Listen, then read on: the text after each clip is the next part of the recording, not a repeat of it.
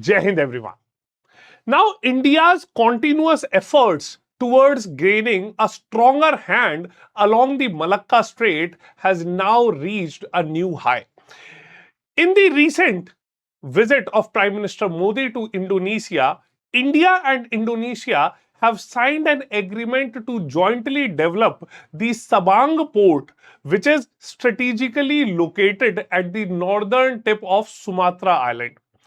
Now, this investment into the development of Sabang port will provide the maritime strength to India and would also enhance cooperation in the Indo-Pacific region.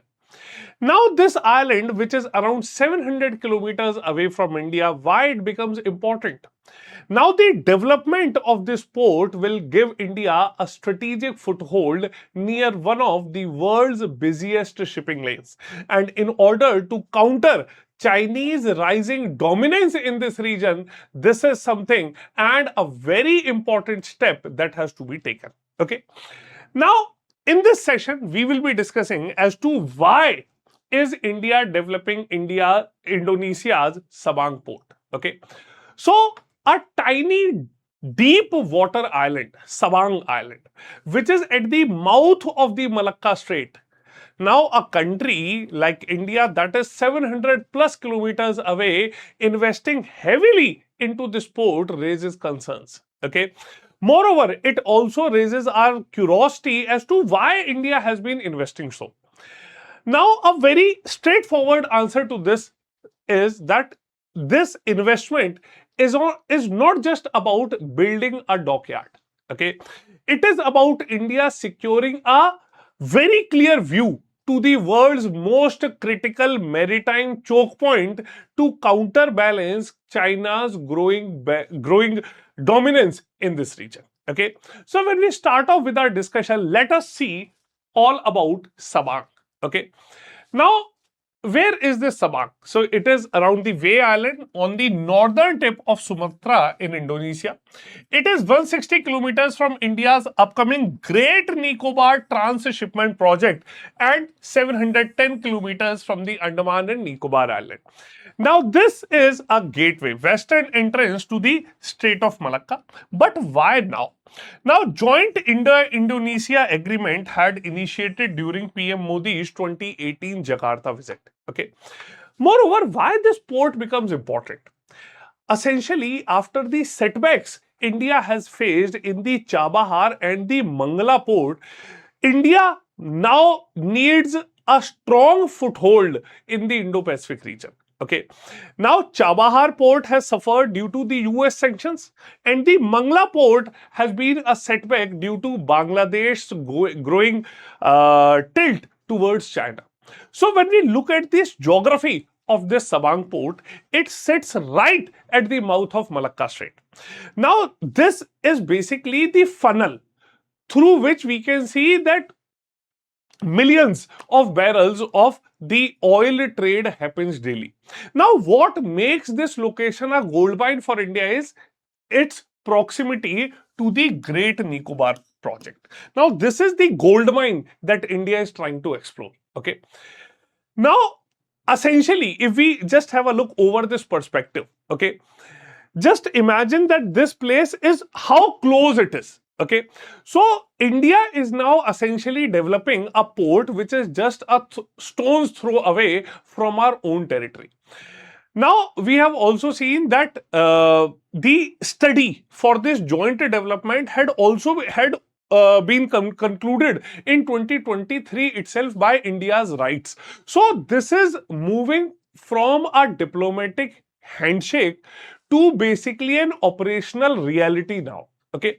Now, again, if we also see that over 80%, now if we have a look over the strategic importance of this region, okay, now 80% of China's crude oil imports pass through Malacca, 60% of China's merchandise trade transits here, and 40% of India's total trade relies on this strait. Okay, now India's strategic importance for this is its presence on both sides of northern Malacca Strait, that is Sabang and the Great Nicobar project. So India has now been developing the both, and India is a prominent member of both of these developmental projects. Okay. Now, when we talk about the natural depth, so up to 40 meters, which allows massive container ships and the submarines to dock around this region. Clear? So there is a hard math involved. If Malacca Strait gets blocked, the economies of India and China gets tanked. Okay. Now, this is what geopolitical experts call it as China's Malacca dilemma. Now, China is most vulnerable here. So, by developing Sabang, India is effectively placing a chess piece on both sides of the Malacca Strait. Now, we have Great Nicobar Island on the eastern side and Sabang on the western approach. So, combined with Sabang's natural 40-meter depth, we will be able to build a very strong commercial dock. Okay. Along with this, it will also be a deep sea haven which will be able to host India's largest naval destroyers, the nuclear submarines, and they will be available here for refueling as well as for maintenance purposes. Clear? Moving ahead, when we talk of the broader context in this. Okay. So essentially, by this, a bigger question comes to our mind is why didn't we just rely on Chabahar in Iran? Now, because of the sanctions and the geopolitical volatility, Chabahar is a very, very risky bet these days. Okay. Similarly, the Mangla port in Bangladesh has also been facing bureaucratic hurdles as Bangladesh is now tilting towards China. So, India now needs a reliable, stable, and a friendly partner that can also provide strategic control over the strategic assets. Okay. Now, Indonesia is a democracy and a maritime nation like India. Okay. And it is expected that Indonesia would not want to fall into the Chinese debt trap policy. Okay. So, Sabang will be a very perfect and unshakable plan B, and by seeing the failures of Chabahar and Mangla, I feel that Sabang will be effectively the plan A for India. Okay, so in order to enhance, in order to secure India's eastern maritime flank, this Sabang port will be the flag bearer. Okay, moreover, it also enhances India's Act East policy, which is a shift from West Asia to Indo-Pacific. Sagar Initiative, Security and Growth for All in the region. And in 2018 itself, India and Indonesia have a shared vision on maritime cooperation. So, by and large, this is something that will provide a secure region to India in this amount. Okay. Now, when we move ahead, the scope and development of this, clear? So, in this joint development of port infrastructure and a special economic zone, okay. Now, this will also have civic amenities, the hospitals, connectivity links, tourism facilities, and also the logistic hubs, okay. Along with it, the study has been completed by RITES in 2023 itself. It will connect to Kolkata, Chattogram, Yangon, and the Halda region, and will be used for dual purposes. That is for the commercial purposes, okay, and logistic support for the Indian Navy, refueling, patrols, and the maintenance around this. Clear? So we must understand this thing that this project is not a charity project, okay. The main vision through this project is to transform the Sabang from a small port which may handle large tons of vessels into a and Sabang would be developed into a massive transshipment hub. Okay. Now, it basically matters for India because currently a huge chunk of India's transshipment cargo is going through Singapore or Colombo.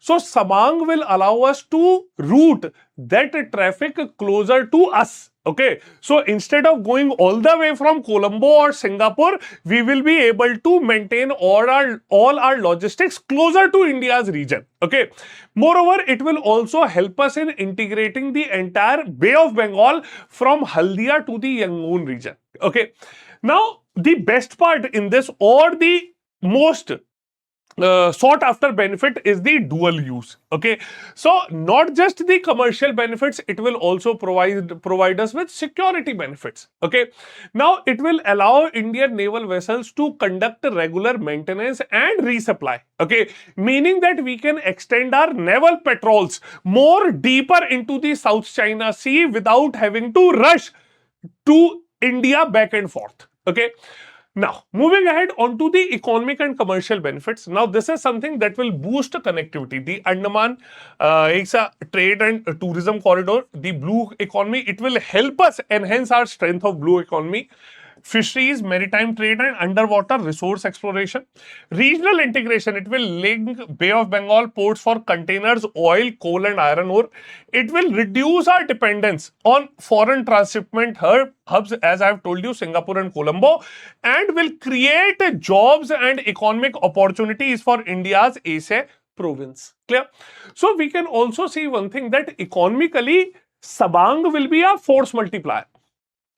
Now, it will help to develop this ASA and the Andaman corridor. Okay, and India has always been supporting direct tourism and trade routes which are currently not existing. Okay, now by this, Indonesia will get a massive economic boost. Okay, so a region that is relatively underdeveloped in Indonesia, it will get a massive economic boost. Okay, and it will give Indonesia a stronger region for strong domestic partnering with India. Okay, moreover, for India, it will help us in reducing the dependence over Singapore and Colombo, and will also give us a strategic vantage point over the Malacca Strait. Okay, now when we look at the geopolitics and security advantages of this, okay, now it will mitigate China's string of pearls strategy in the Indian Ocean region. It will enhance the intelligence sharing and joint maritime patrols. Humanitarian assistance and disaster relief capabilities will be fulfilled. Okay, it will help Indonesia maintain sovereignty without over relying on Chinese BRI loans. Now, this basically India's next aim to enhance its dominance in this region primarily is lying upon the premise that lesser countries should get into the Chinese debt trap policy. Okay, now Bangladesh had already slipped into that Chinese debt trap policy by the recent defense and the infrastructural developments, and for decades it will enhance Chinese presence in Bangladesh. So India cannot afford more countries falling into that debt trap. Okay, so in the maritime domain awareness, it will enhance surveillance over the entry-exit of the foreign naval vessels. Okay, so we can understand one thing, that the elephant in the room is China. Now, with the naval bases of China in Djibouti, Chinese naval bases in Gwadar, and China has now ensured control over Myanmar as well as Bangladesh. So China has practically encircled India. Okay, so what we call the string of pearls.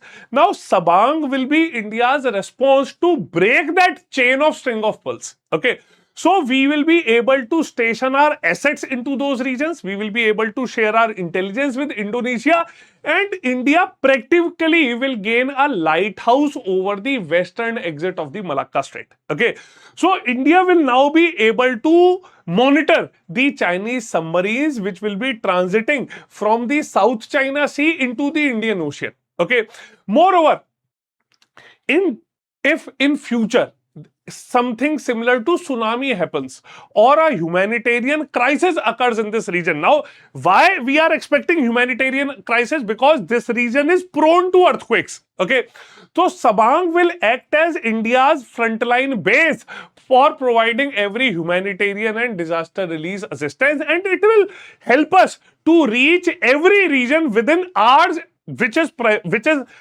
currently taking us days. Okay, so by practically we can see that this Sabang port, okay, it is a strategic win for India. Okay, now when we combine it with the economic growth and the naval necessity, okay, it is a force multiplier. Okay, moreover, it will also reflect India's posture shift.